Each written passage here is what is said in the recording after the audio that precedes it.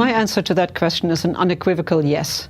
I think it's more important now than ever because the whole multilateral, not only disarmament and non-proliferation agreements are being disbanded, but also other multilateral agreements are being disbanded, such as in trade, such as in environment, for example. But particularly in disarmament and non-proliferation, it's extremely important that not only we maintain the treaties that we currently have, and let us not forget that we're here right now for the Non-Proliferation Treaty Preparatory Committee, and next year we will have the 50th anniversary of the Non-Proliferation Treaty.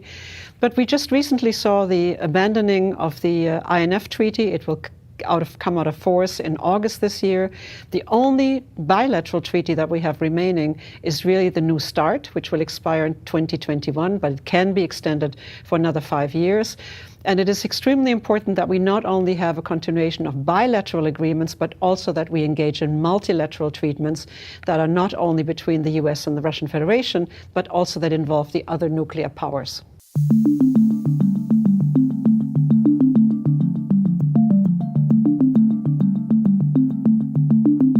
To my mind, it is not at all. And I think those who are claiming that it is undermining really must look again at the text of the treaty.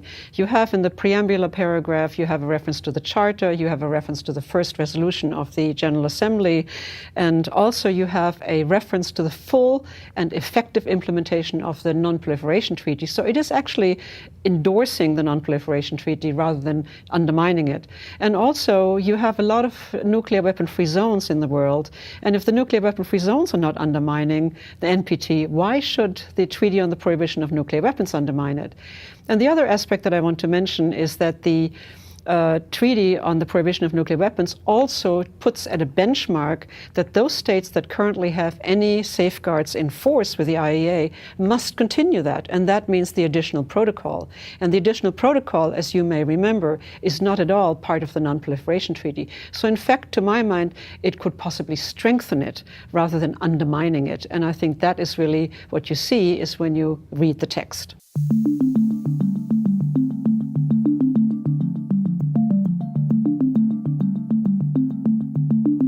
That is really the crux of the whole matter. How do you make progress in multilateral agreements? How do you make progress in the international community?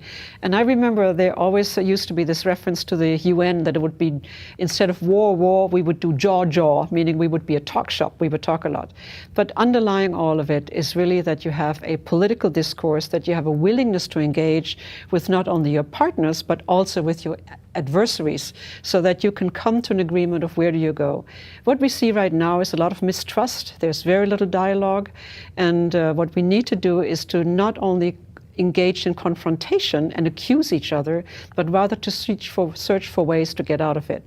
And that, to my mind, means that you not accuse each other, but you look for solutions. You say, why not explore? What does it mean, deterrence? What does it mean when you have a certain number of nuclear weapons? What is the lowest possible threshold? So explore questions to find solutions rather than accuse each other of abandoning treaties or agreements.